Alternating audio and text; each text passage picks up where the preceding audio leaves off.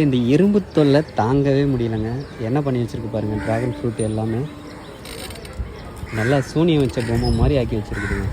ஆனால் எறும்பு கடிக்கிறதுனால எந்த ஒரு பழத்துக்கும் சேதாரம் ஆகாது.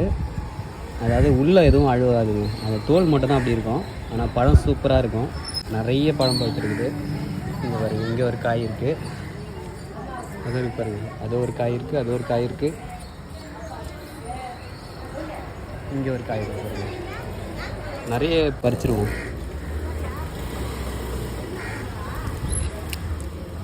நல்லா சிறப்பாக இருக்குதுங்க. பாருங்களேன்,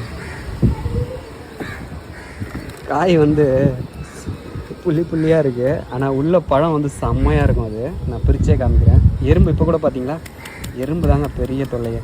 பழம் பாருங்கள். இந்த பழம் இருந்தாலும் இந்த மாதிரி நிறைய பூக்கள் இருந்தாலும் பார்க்கவே அற்புதமாக இருக்குங்க. டேஸ்ட் எப்படி இருக்குன்னு பார்க்குறேன். செம்ம டேஸ்ட்டுங்க. வெயில் நாள் இல்லையா, நேற்று மழை பெஞ்சுது இருந்தாலும் பழத்தோட டேஸ்ட் அப்படியே இனிப்பாக இருக்குது.